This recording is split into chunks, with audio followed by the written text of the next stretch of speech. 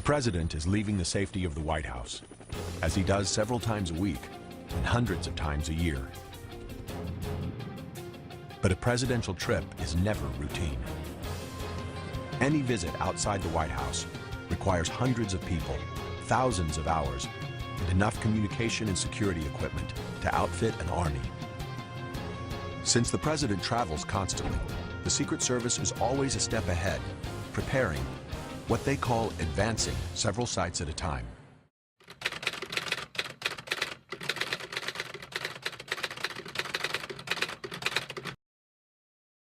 The Secret Service Division was created on July 5, 1865 in Washington, D.C. Over the past decades, the safety of the president has been threatened in many instances. Some lives have even been lost.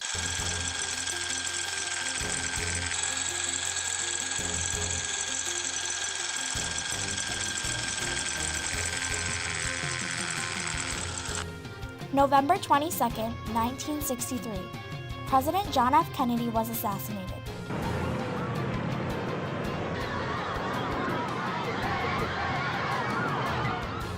After JFK's assassination, the President of the United States became one of the most protected people in the world. Secret Service Director Julia Pearson was sworn into office by President Obama on March 27, 2013. In her time in office, Julia Pearson was in total control of how the Secret Service protected the president. Recently, there have been several occasions where the president's life has been in danger, such as an armed man entering an elevator with Obama and a man entering the White House. Secret Service Director Julia Pearson was in the hot seat as she went before lawmakers demanding answers about how Omar Gonzalez was able to scale the White House fence, race across the lawn, and enter the White House. It's clear that our security plan was not properly executed. This is unacceptable, and I take full responsibility, and I will make sure that it does not happen again. Obama's life is at risk, and he, as the ultimate CEO of this government, has a responsibility, an obligation to all of us to replace Julia Pearson. Funding is a major source for resources for any agency to do the job that they're supposed to do and required by law and by Congress.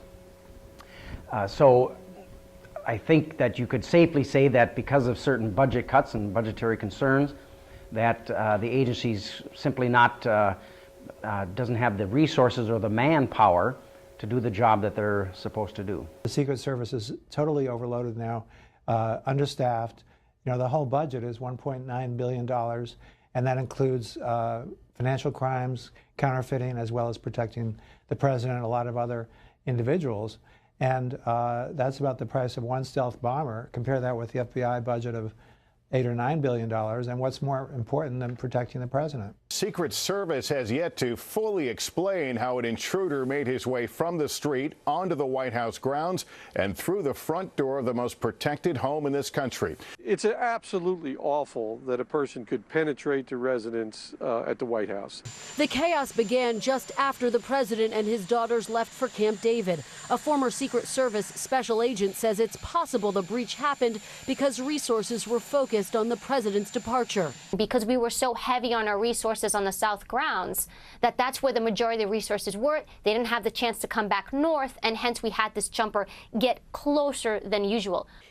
In a statement, the agency acknowledged the location of this individual's arrest at the White House is not acceptable to the Secret Service and will be closely reviewed. The president has full confidence in the ability of the men and women of the Secret Service, including those in leadership positions like the director. Just because we had some breaches, that shouldn't be evident that the whole agency and all the Secret Service men and women themselves aren't capable to do the job that they took the oath to do. The day after her trial, Secret Service Director Julia Pearson resigned. Well, it's unfortunate that she had to resign, but we certainly recognize that the breaches in security with the Secret Service and the scandals of the Secret Service, that something had to be done.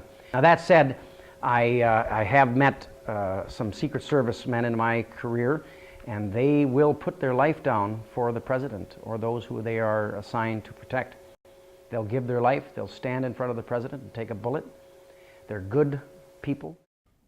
The president's security has been a high concern to American citizens. The White House has expressed support for the agency, but it is still unclear what the future holds for the Secret Service.